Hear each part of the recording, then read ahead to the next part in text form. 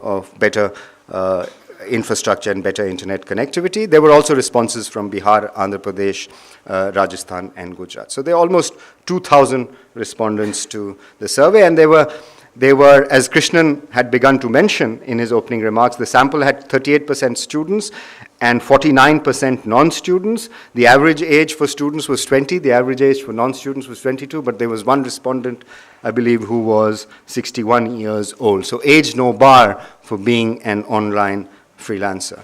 The most popular activities on the online platform are data entry, online marketing, writing and translation, which is consistent with what the OLI index showed for India.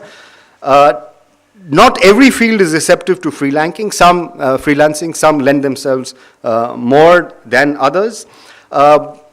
Students who have reported to offer free services also, so they're building up their resume. Like often in ICRIER, we also get people who are willing to offer their services for free because they're interested in building a resume, and we have live example of that sitting in the room as well. And students are certainly building a resume. The money, the revenue model for the freelancer, varies between rupees 0 and 20,000, spending anywhere between 1 to 50 hours at work for translation. So depending on the nature of the task that you're doing, all this is available in the tables at the end of your presentation after the thank you slide. So if you have time, please have a look at that. So, but what are the main results of the survey? So this is 2,000 people. It's a fairly large sample, but I think it should, the tendency to generalize, should be taken with a little bit of a grain of salt, because I think it's not a large enough sample to be able to generalize, but there are some important results that come out, and I think those are fairly intuitive and meaningful, especially, as Mansi was saying, for devising certain types of policy. The percentage of students in our sample, so awareness is important in India, as opposed to the United States, where awareness of freelancing and opportunities are probably now much more, and I was talking about them in the morning. In India, awareness among students is more, and among non-students is less, as you would expect, and the numbers are there for you to see. Students who are aware of freelancing opportunities and willing to freelance is 37%, and those who are aware and willing to freelance is 63%. So if you're aware, and then your willingness obviously increases. It's sort of a conditional probability that you would do freelancing. And the corresponding numbers for non-students is lower for awareness. So one of the things that immediately comes to mind is to create more awareness, and I guess that's what the platforms could do individually rather than any policy intervention. But once you're aware, the probability that you would do freelancing increases to 71%. So there's a marginal increase in non-students, and it ties in with one of the results is, why do students want to do freelancing? What is the major objective for non-students to do freelancing? And I think flexibility is an important attribute that they put on freelancing. And for students, it is not the flexibility that is important. Of course, flexibility is important for students also, but to earn that extra buck, earn the extra amount is important for students. So flexibility is a desirable attribute for freelancing. You can work on your own time, you can work from home if you have the connectivity, and you can make that extra money. But again, the tag of this not being a permanent or a desirable job also comes out in the interviews that we, in the questionnaire responses that we do. The fear of job security, right?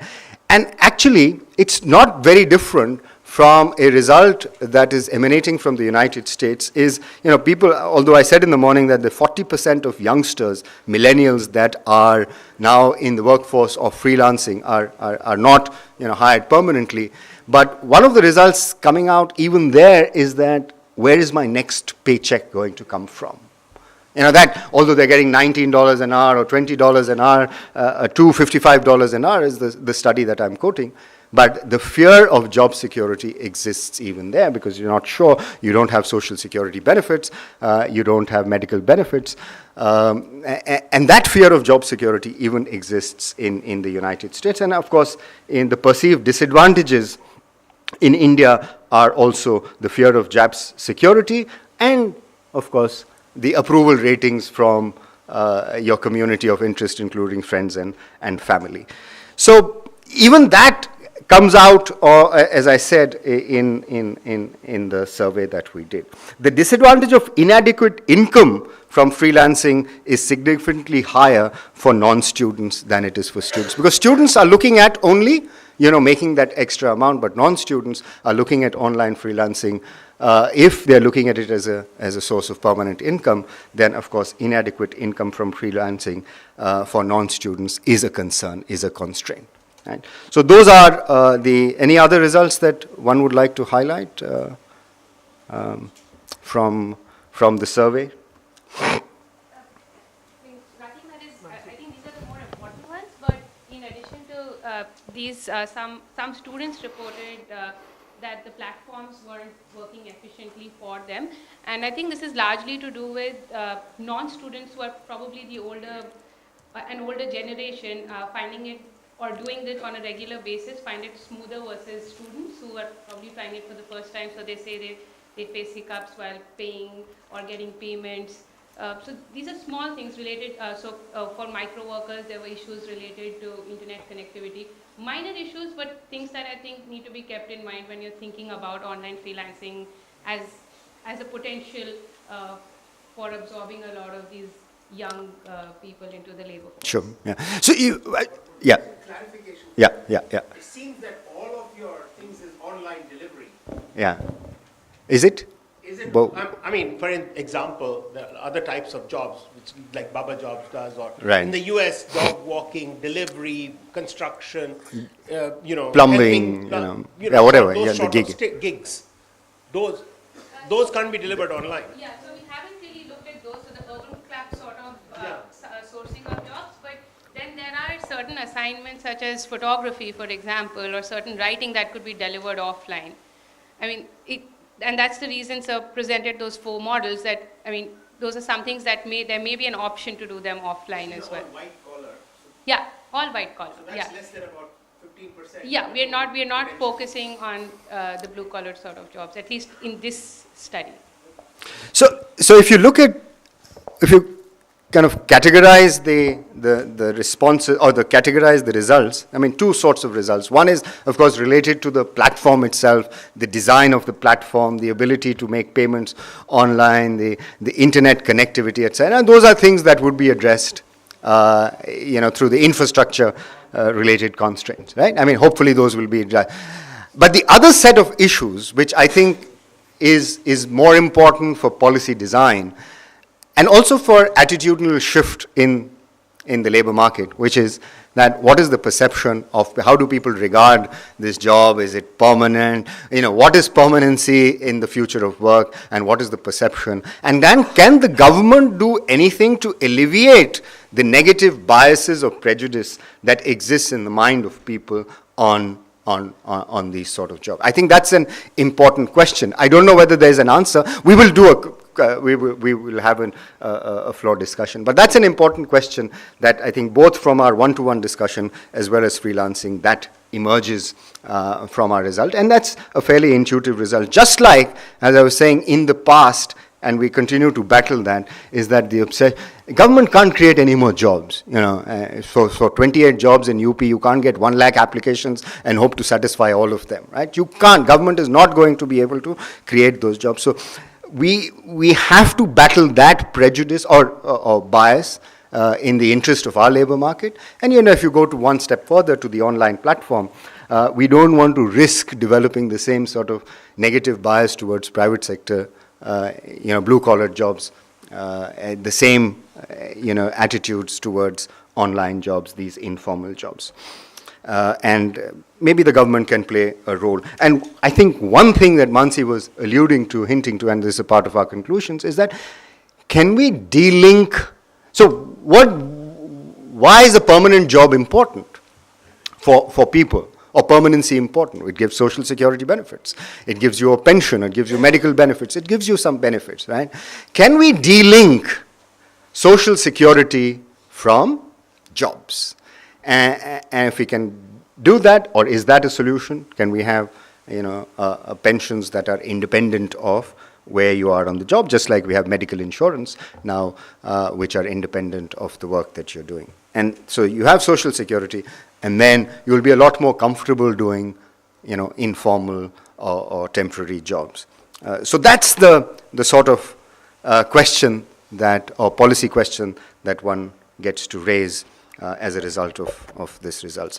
Okay, so these are pretty much, what determines payments to freelancers, and rather than going through each one of them, again, very heuristic, your prior qualifications, your ability to negotiate, your bargaining power, what we see in the offline world really translates on the online world as well, both in terms of driving payments to freelancers, what's your negotiating ability, what's your skill sets, what's your prior, what does your CV look like, determines the payments.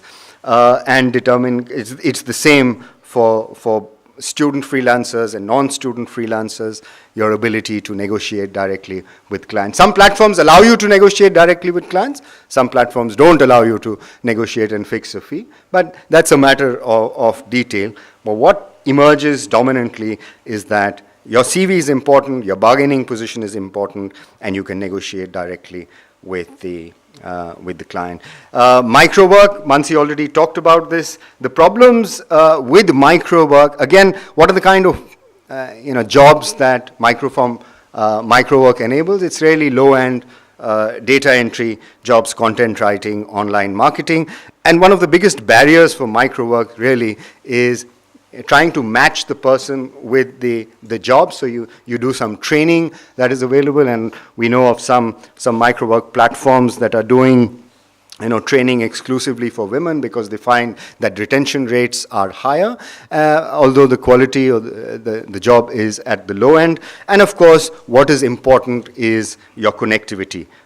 Your infrastructure connectivity comes out to be a constraint with micro work and micro distribution platforms in our sample. So what's the sort of conclusion and policy recommendation? And before I get into conclusion and policy, we kind of talked about most of these already during the course of the discussion, so I don't want to belabor the point. I do want to say something about, what is the value of flexibility, let's say, in the Indian context, and the value of flexibility, let's say in a developed countries. There's some research that has come out from University of Chicago, and I would encourage you to see that. It's by somebody called Amanda Pillay, University of Chicago. Very interesting work.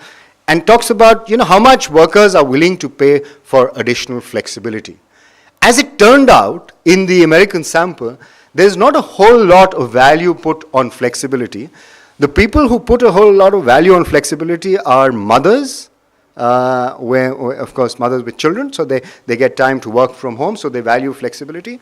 Otherwise, there seems to be a preference for the sample to work a 9-to-5 fixed job. You don't want too much flexibility. The kind of responses people gave was, if you give me too much flexibility, I perhaps will not work. That's the nature, some of the responses. Or I won't, be in a routine and I won't be able to devote myself. The other sort of response one got on flexibility was, like, as long as you don't give me a weekend or a night shift, I'm okay. So a 9-to-5 job seemed to be preferred over flexibility. So are you willing to pay a premium for flexibility? I'm not willing to pay unless, I'm a mother. Mothers are willing to pay a premium for flexibility and working from home, but otherwise a regular 9-to-5 job. So this is, even in the United States, you have this result. I don't know what sort of a comparison we can make, but this is, 2017 NBR working paper. So it's a contemporary, it's a recent result. After the sharing economy has also become dominant in the United States. So what are the takeaways from our sample or from our study? And the key takeaways, I think, one is that, how do we address the informal versus formal jobs through policy? What is that gray area? Can we make it mainstream? Can we begin to collect data, statistics, and bring online kind of outsourcing or online freelancing as a rigorous, robust part of our data collection exercise? And as I was saying in the morning, a task force has already been created which addresses these issues. There's no gainsaying the fact that we need to improve our digital infrastructure, especially in villages. You need to improve the quality of the digital platform, payment systems, all of that we've already talked about. But I think the main kind of result is, how do you kind of bring about that behavioral shift or that behavioral change that accords a little more respectability to the online jobs, to the online. And of course, you need to do skilling and education on this. So you need to give more online, more respectability to these jobs, because after all, these are, I think, the jobs of the future. It not only helps them make money and overcome the sort of low incomes levels, because they should give you additional income levels. This is where the jobs are going to be created. So we need to accord a little more of respectability. And the government, I think, can play a role in doing that. We risk losing a number of jobs through automation, but we'll also create a number of jobs, as Krishnan was saying. And I think skilling, education would help us to be able to kind of leverage the benefits of technology much better than we have. So we should, as Krishnan was saying, I really liked what he said. The timing to do this is now. It's now that we have to begin to think about this, and we are glad that ICRIER and our young, smart team has been able to do this, because as I said in the morning, this is not the end. This is the beginning of a larger study that we are going to undertake on what is called the future of work, recognizing that the government is no longer going to be the employer of last resort. It's not even going to be an employer anymore of first resort. Thank you all very much for listening to me.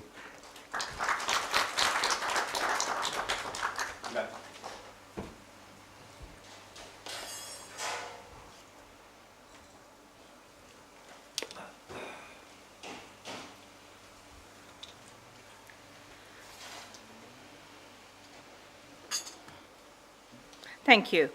I'll present a slightly different part of this research, which is very much complementary to what Rajat was talking about.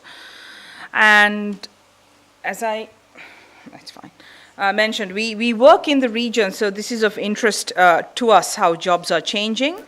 Our mission is very much pro-poor and pro-market, and it's about, how everybody can benefit from the changes in ICTs. And what we were trying to do is really to go a little bit in depth. So Rajat's team really talked to a large number of platforms, including the CEOs, the founders, and so on, and did the online survey. What we wanted to do is go in depth to really look at why, how, when, and the motivations of these workers. And this is a part of an India, Sri Lanka, Myanmar project that we've just completed. And ours was purely qualitative methodologies, where we talked to 301 respondents. The focus groups were about 2 hours on average, and in-depth interviews were about 2 to 2.5 hours on average. We spoke to current and potential freelancers because we really wanted to understand the barriers and the perceptions as well. Picked urban and semi-urban locations because actually we wanted to look at rural areas, but this is really hard to find people who are working on these online platforms in rural areas in India. Details which will be available. So just to get at this thing Rajat was talking about, freelancing versus micro work. We'll talk a little bit in detail. Micro work has a nature where the job is divided, given out to people, and reassembled. That's the fundamental difference between that and the freelancing, which is also small amounts of work, but less reassembly. So a classic example in micro work would be to take a huge document that has been scanned, OCR recognized, but not fully, or to image that has been scanned, divide that up into 3 parts automatically, put it on one of these platforms, and 3 unknown people in 3 parts of the world could be typing what they see on that small scanned picture. When it comes back to the central server, it's reassembled so that the full document is there. This is what Amazon Mechanical Turk routinely does, which is it will take photographs of large crowd gatherings and then have people tag images of men versus female, women and so on. And then they're reassembled back on the buyer side, the person who put out the job. Online freelancing, which is slightly higher value, less of microtask, and can include a whole range of things, including writing content, to software development, to logo design. So that's fundamentally the difference in the 2 types of work that we are talking about, the size and the reassembly at the sourcing point. So in our work, unlike Sri Lanka and Myanmar, we really found a lot of, because India is such a huge labor market, we found so many Indian platforms. That is where the work is done in local languages, which then obviously caters to majority Indians who live here or workers who speak the local languages based outside. And this is different from Sri Lanka, for example, where most of the workers, and in Sri Lanka, our surveys show there's about 17 to 22,000 people employed in this market, and they work on the global platforms, which are mostly English language. Of course, there are other regional ones, there are very prominent Spanish language ones, and so on. The second interesting thing about India is, like in China, the size of the local market gives way to Indian job platforms, but also the non-traditional platforms are really big. Like LinkedIn, finding work through LinkedIn, gig work, not contract, long-term employment. Instagram, LinkedIn, and so on were really big through introductions and through networks finding work. So it's not just what we think of as the formal platforms. Overall, the profile is they are young, they are majority males, about 70%. Majority are living at home, and most of them in our sample were graduates, that is, they had a 4-year degree. They get into this because friends or family introduced them. I have a friend who told me about X, was the repeated narrative that we heard. I was looking to make a little bit of extra money when I was a student, and somebody told me about X. This is the common narrative. And it's not unrelated to their training. Again, this is important to understand because there is a dominant narrative coming from the developing countries that these people are doing completely horrible work that has nothing to do with what they trained. I'm sure there is a percentage of those, but most of the people we talked to were actually using the formal training they had had, be it a diploma course or a degree they had obtained, and doing work related to the skills that they had studied for. And at every level, we see a range of income that these people make, but the highest range is when you got a bachelor's degree. If you are basically at 12th standard, you do have income, but the range is smaller, and in fact, it's lower compared to what you could make when you have slightly more skill. So skill is important. This is not unskilled work. This is also seen as work done that is free, during your free time, as part-time work, and as a way for starting a business. So we found many entrepreneurs who would start this kind of work, test out a field before going into it full-time. And interestingly, going into a field full-time could mean they get bigger jobs on these platforms and then hire other workers as subcontractors or other forms like setting up their own company. And it was also a solution for underemployment as much as it was for unemployment. So many people in all the 3 countries we worked in, certainly including India, were already doing other work or were students. And if they were doing other work, interestingly, they could even take up these kind of freelancing work while sitting in their offices and working for somebody else.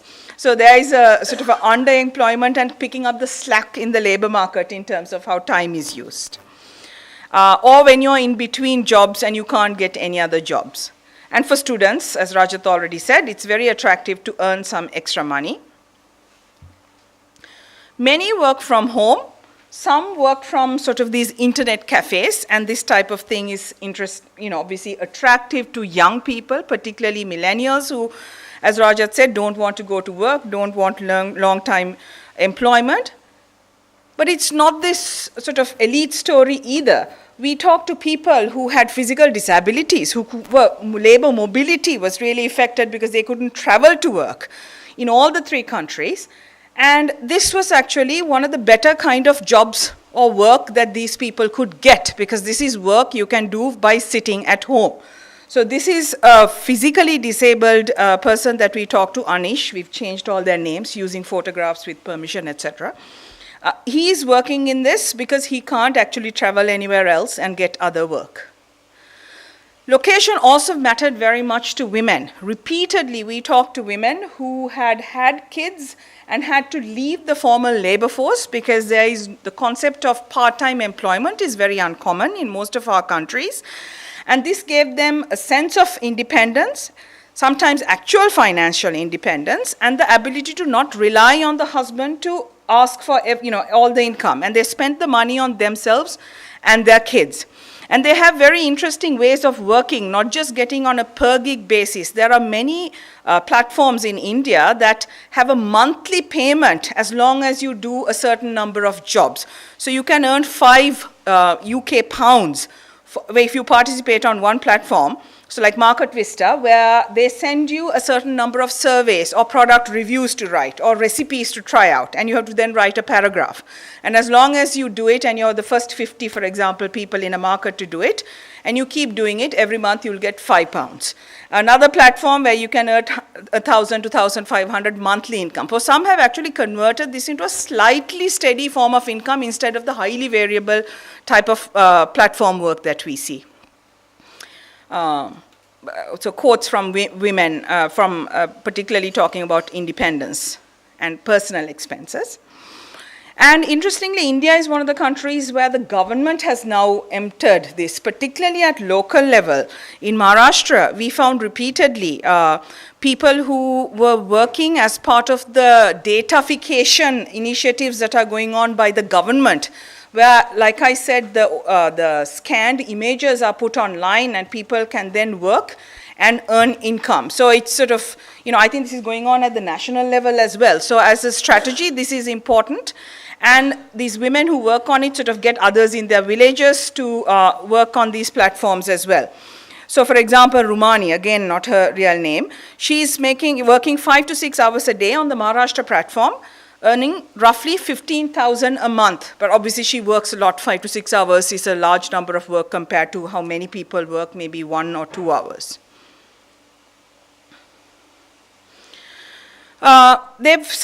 Many people have been working that we spoke to for a year or more. And obviously, others had been working for 3 to 5 years. So the length of employment sort of really varies, and many stick through it as they become older. You see sort of dominant clusters of when people work and when they drop out here. So range of work is really interesting. The data entry, which is classical typing and datafication of already scanned documents or images.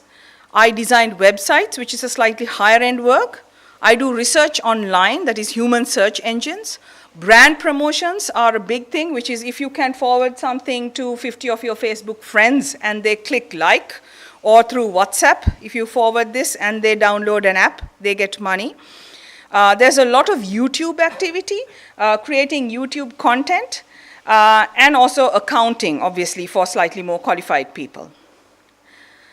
And you'd think in these kinds of market, the law of one price would work, because this is an almost no transaction cost market.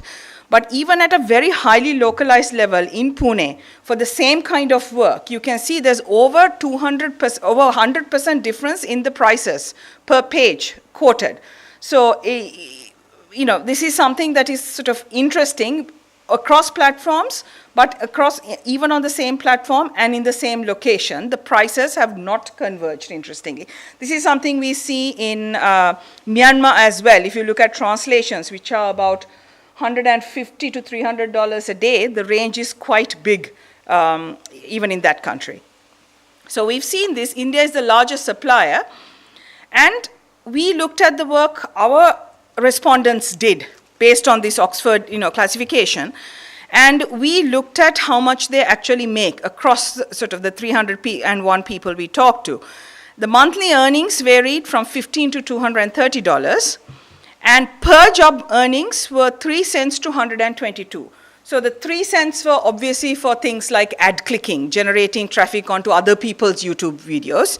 122 could be for the software development. This is the same classification on the left-hand side as the Oxford study.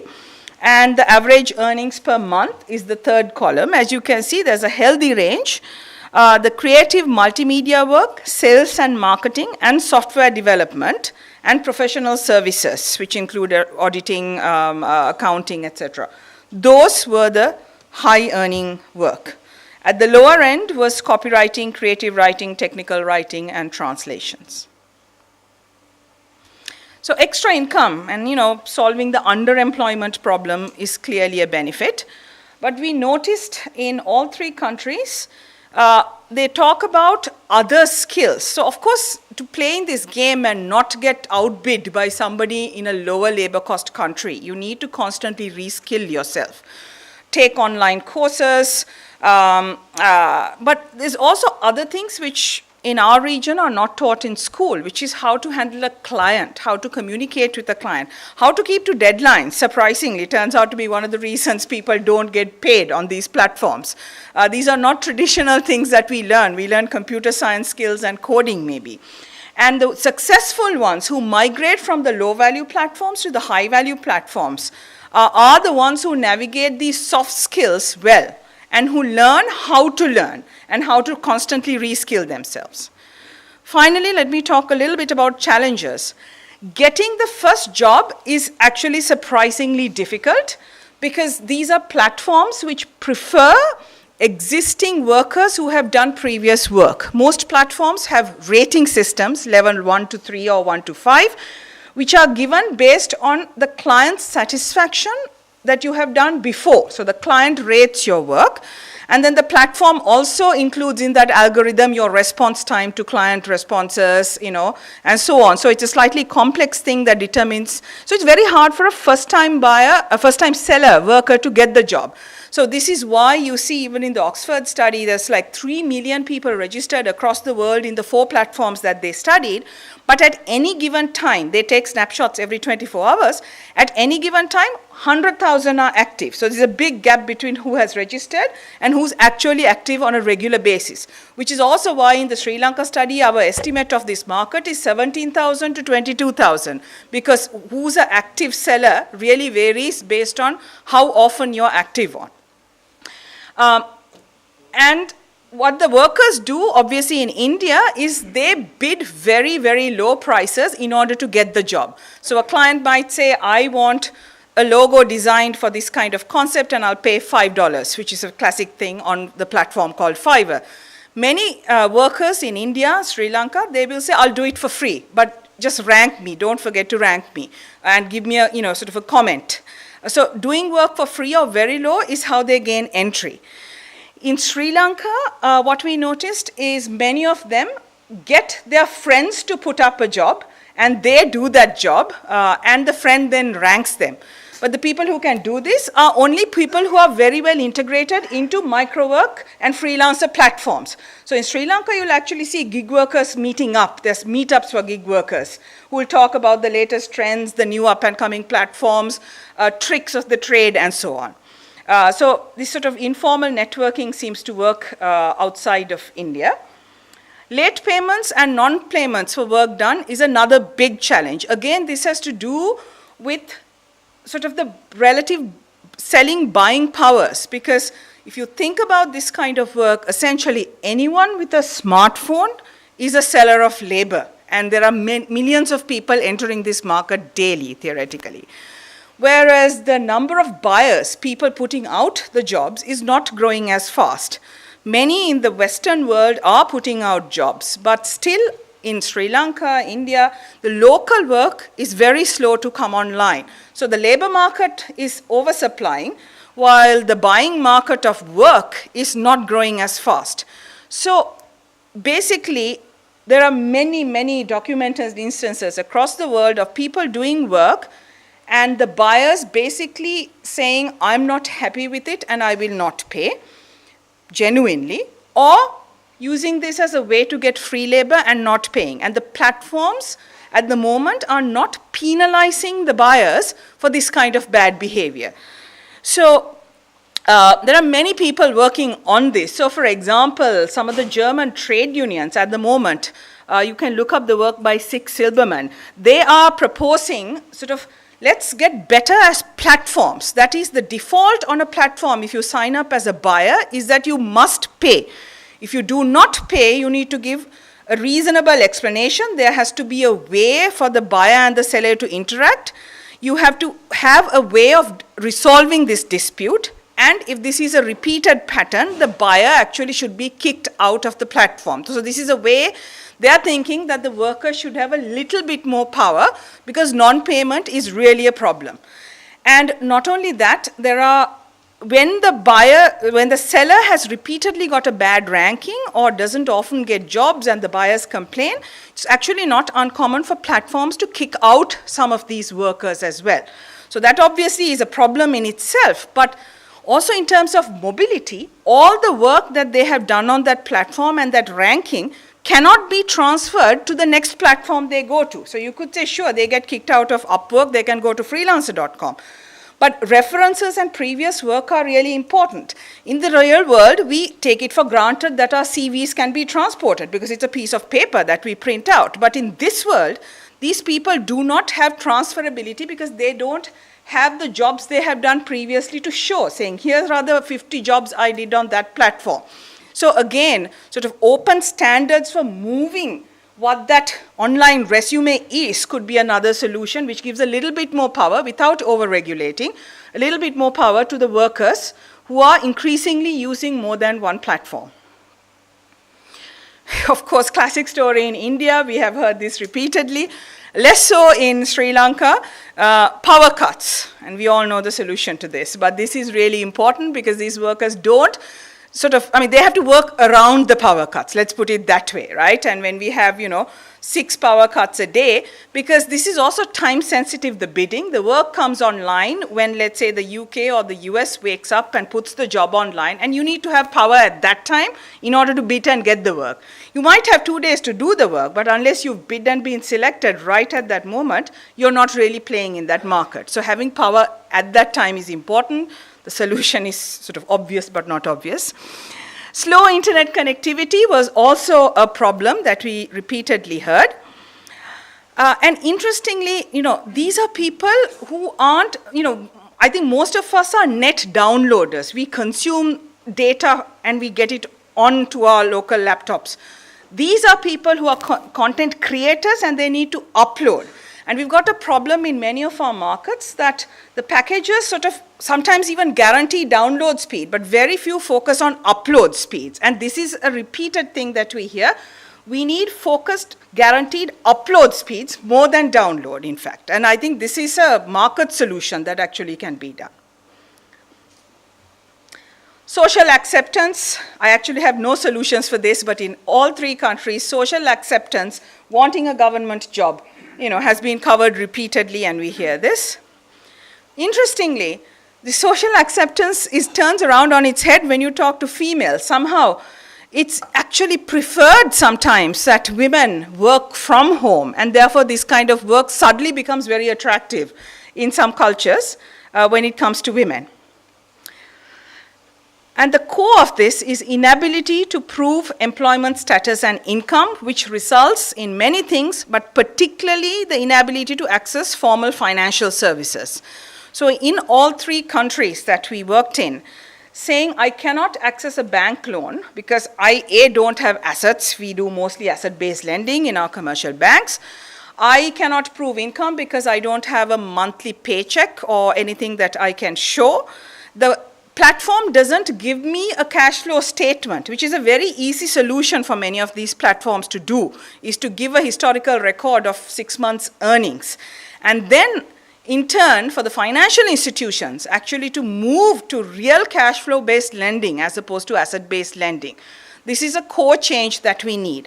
And in part, this has, I think, to do with the classification of employment, where these people are not at the informal, but not at the formal ends, not at the full-time, not at the unemployed end. They're somewhere in the middle.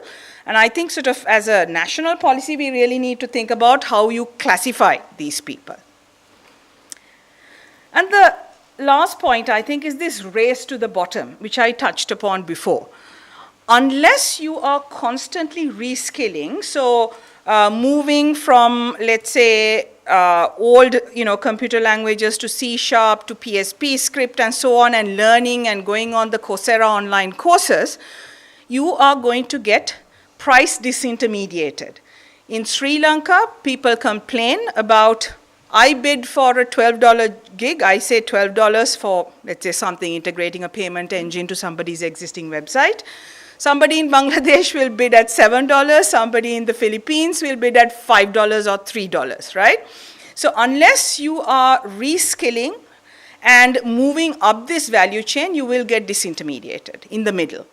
At the lower end, I mean, prices cannot fall any lower when you're getting paid 3 cents for clicking or writing some content. That's relatively safe, but that's not where we should aspire for our people to be at the very low end of this market. The middle is highly price competitive, and there'll always be a cheaper market. The high end is actually interesting, where they earn, the 230 to 500, for example, in Myanmar. It's $600 an average gig, right? These are much more sticky and less price competitive, because often there's a one-to-one relationship off platform with the buyer. Because if you're doing a whole website, you aren't going to just exchange emails.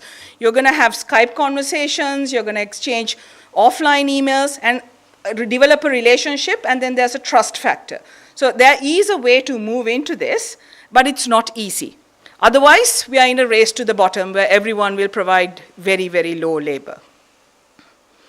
And as I said, everyone with a cell phone considers themselves a gig worker, right? So we need to increase the stickiness of these jobs. I'll end there. Thank you. Thanks, Helani. I think we're kind of short of time, so we'll go straight to the panel discussion. May I request the panelists, Mr. Chandrashekhar, the moderator, Harsh, Sanjeev, and Manish, to please come up. Thanks.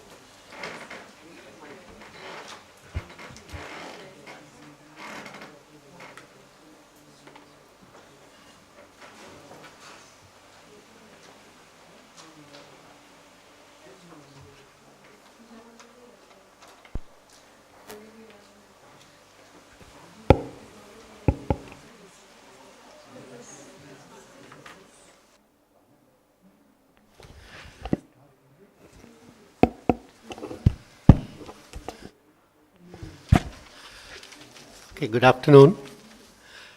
I'm mindful of the fact that we are starting this panel discussion at the time we were supposed to start our lunch. So I'll try and keep it short, focused, and crisp. And I'd request all the panelists also to help with that as well. What we thought, we had just discussed this amongst ourselves, is that I'll just set a context as briefly as possible, and then trigger the conversation with the panelists by posing a few questions. We'll try and keep it conversational, try and keep it flowing, keep it informal, so that we are able to touch on as many aspects of this very interesting issue. Just a couple of words about the context. I mean, we all know that today we live in an age of turbulence, some would say extreme turbulence, whether it's political because of things like Brexit, Trump, black swan events seem to be coming in droves, or economic. We've seen the kind of political, the kind of economic fluctuations, sluggish growth, dropping off of emerging economies which were once the toast of the world and so on. But most of all, we are also seeing a huge amount of turbulence in technology and because of technology. And so whichever way you look at it, there is extreme turbulence. And we are seeing an era of disruption where whole economies are getting disrupted, whole professions are getting disrupted. And as we heard in all the presentations, the nature of work itself is getting disrupted. So in an era where Uberization has meant that there's now a whole generation which is questioning, why do I need to own a car? Pretty much the same thing is happening about houses. Are we now seeing the same question being asked of jobs? Why do I need a job? As long as I have the skills, I'm going to be able to Uberize my skills and get a lot of money for it.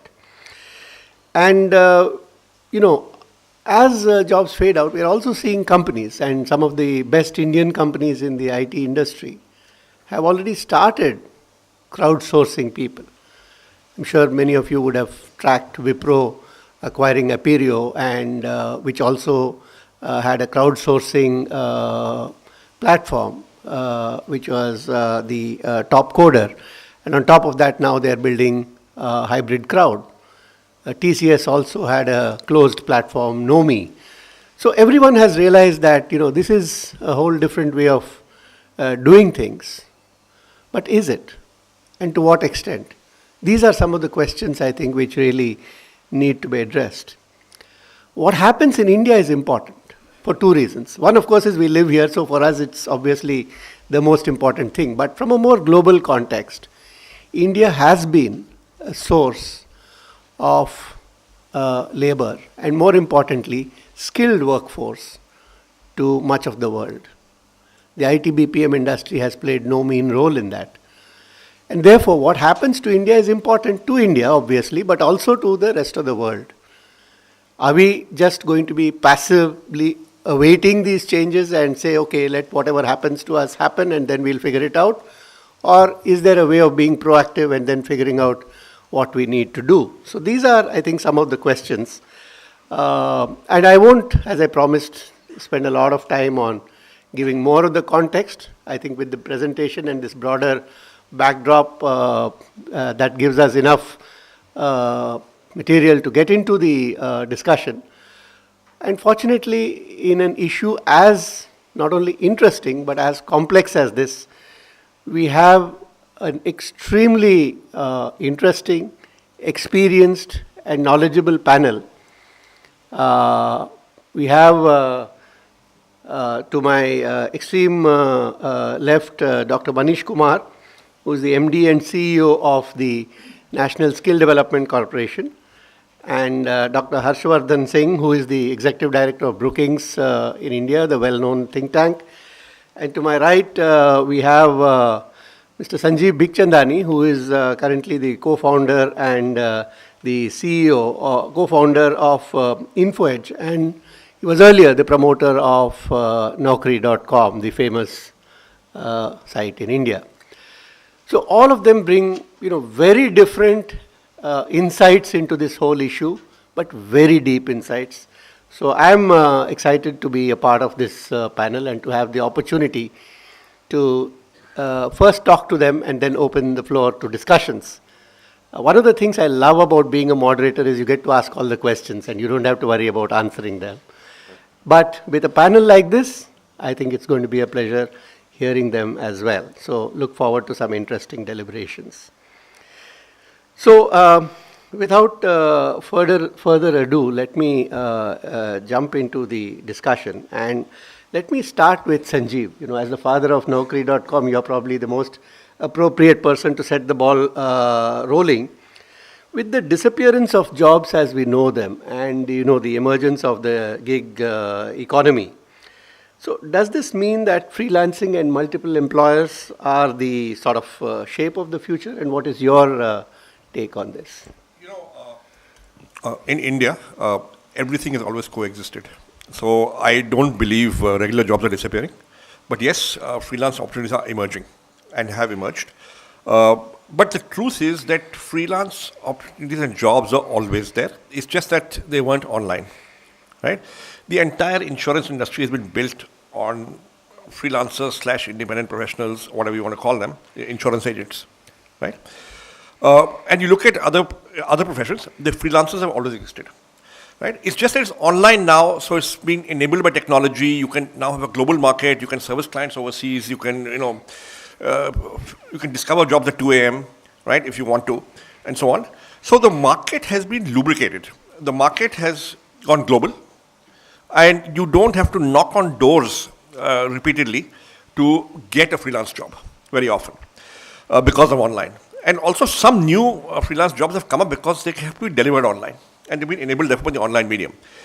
But there is jobless growth, or there is a perception there's jobless growth, and maybe that's true.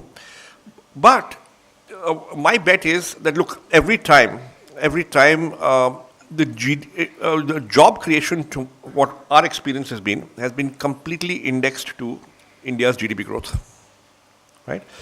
So the last time the economy grew at 9% was in 2010. Naukri collections, our revenue, grew 47%, right? Then for 12 or 13 or 14 quarters, the economy declined, the growth rate declined, and we bottomed at 4.7%. Naukri collection growth was down to 7%. So clearly jobs are indexed to GDP growth, and beyond a point, and if you know, there's this whole old index, new index thing, but I'm more comfortable with the old index. If on the old index we're growing at 7%, you'll create jobs. At 9%, you'll create many jobs, right? But if you're growing at 4, 5, 6%, you'll probably tread water. And at 4%, you'll definitely lose jobs. So I would not write off regular jobs and regular job creation. But I would say, yes, online freelancing is a new phenomenon. And just because a job can be outsourced does not mean it will be outsourced. Right? It's a matter of the organization's choice. Okay. And yes, people do prefer permanent jobs because the truth is people want security. So in a government job, you can't get sacked easily. I know I'm an employee for life should I want to remain one, right? And so these things matter. So what about what Dr. Helani just said, that jobs are being broken down into tasks? Does it make, this freelancing more easier or more likely, or is it just one aspect? For certain kinds of jobs, yes. But there are many jobs, for example, one of the big, so look at it from an organization's perspective. I want to cut cost. If I can get labor working remotely, if I can get people working remotely from an emerging country, I will definitely cut cost, right? But from my perspective, now we've got 4,000 people in the company. We use some freelancers, but not a lot, right? We think line of sight and control of quality of output and outcome is really important, and we believe it might be better if you have line of sight, and if they're in your premises. We believe collaboration is easier face to face, while remote collaboration is being enabled by technology, and sometimes you have to do it because people are in different locations, and we all have the same collaboration tools, but yet I don't think you can do away with human interaction. Okay, thank you. So let me turn to Dr. Harshavardhan Singh, and I think I'll call you Harsha in the interest of speeding it up. But one of the implications of the political turbulence globally that I talked about is rise of protectionism and anti-globalization, and the increasing constraints on people physically moving, including skilled professionals. So do you think all of this has a strong bearing on freelancing and online work? And what is your take on the global backdrop and its own impact? Thank you. Thank you very much, Chair. I think, again, there are two distinct trends here. One is the trend due to technological changes. So machine to machine, Internet of Things, IoT, the artificial intelligence and 3D printing is going on irrespective of the nature of protectionism.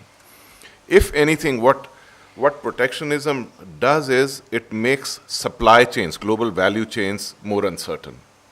Therefore, you try and consolidate. But at the same time, protectionism in the countries which are becoming far more protectionist than they were earlier is accompanied by an effort to get free trade agreements with smaller number of countries so that they can use their economic muscle to have rules which are more in their favor.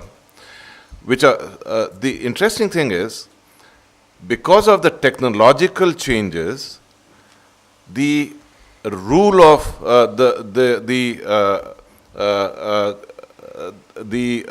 rule of origin, the content of how much is the member of the free trade agreement contributing to a product becomes significant, and these technological changes completely cut the ground under them. You will not know exactly where a product is made if I'm combining Internet of Things and 3D printing. It could be substantially made elsewhere, but final production is in a complete... So does that demolish this whole base of it will. Rules of it origin? Will. It's only a matter of time, but it will. The second thing is, once this technological change is taken into account, you cannot but function without regulatory collaboration and cooperation, because there are operators in more than one place. So while protectionism is delinking markets and consolidation leading to some consolidation of value chains, technology is pushing the other way. And it's only a matter of time before the protectionists realize that their efforts are being defeated because they cannot actually implement what they are putting in place. So when an irresistible force meets an immovable object, you're yes, betting on the irresistible that's force. That's right. But what will happen, and we have talked a lot about jobs and low wages, what will happen is that employment generation will become difficult, I think, as the composition of technology changes, but it will not be as much probably as Mr. Chandani has indicated already, that it will not be as much as we anticipate. But low wages will continue to be facing, in the sense wages will continue to face downward pressure. So you have to come up with social schemes to supplement that. You have to come up with new skills which compensate the loss in wages. So it's not necessarily the protectionism which is going to be the force stopping this, but technology itself creating changes and creating the kind of situation which we are afraid protectionism does. Okay, that's interesting. So let me turn to Dr. Manish Kumar. India has the youngest demographic profile of any big country, and it's also a source, as I was mentioning, of skilled and unskilled labor in many countries. So is there a huge opportunity here for India in what is happening, or is this a bigger threat for us? And how do you look at this? Thank you very much. I personally see this as a great opportunity than a threat. And if you look at it historically as well, you look at South Africa in 1950, per capita income was lower than that of India. You enter your demographic window of opportunity. By 2000, they had grown by 3,800 percentage point. Same thing happened to China. In 1980, they entered their demographic window of opportunity. 2020, they end. And you can see the journey between 1980 and 2020. I don't need to say much. In our case, I think we entered in 2005. We have the good fortune that around the time when we entered this demographic window of opportunity, we also have a life-transforming technology coming into us, which is the internet and everything that the internet unleashes. And I personally see this as a huge opportunity from that perspective. And when I look at skills, just to give a few examples, some of my training partners, for example, one in Bhubaneswar called iMerit, runs driverless cars in California. Using girls who are class 12 fail, they sit in a room and actually tag the road somewhere in remote California which is what is used by an algorithm to run a driverless car. I could get into details later. Similarly, I find many others, for example, Talent Sprint, create using artificial intelligence to provide a very deep and very individualized kind of training to different people. And then a host of people, for example, if I look at Airbnb, now that is a platform which is basically online freelancing in every sense. It's not going to be the white-collar job that we spoke of right now, but it's going to be a blue-collar, which is gaining popularity, and they are our partners. Same is with Amazon. Amazon has taken up a very interesting project called Saheli in Nagaland, where essentially what they are saying is women who can produce things which are perhaps of local value but not understood globally, they could actually use the platform to sell it abroad, and a lot of income coming that way. I look at Uber and Ola. They need 3 million people, 300,000 in the next 3 months, they were saying, for employing as drivers. So these drivers are going to be kind of entrepreneurs, and these are, again, freelance opportunities, all because of the internet technology that comes in. So putting all of it together, and one last thing which I must tell, is the Blockchain Foundation of India, or the Global Blockchain Foundation, which is based in Pune, that is being driven by some of the youngsters who have left, who actually have taken a leave for 1,000 days in their life, they say, wanting to make India the skill capital for blockchain in the world. And that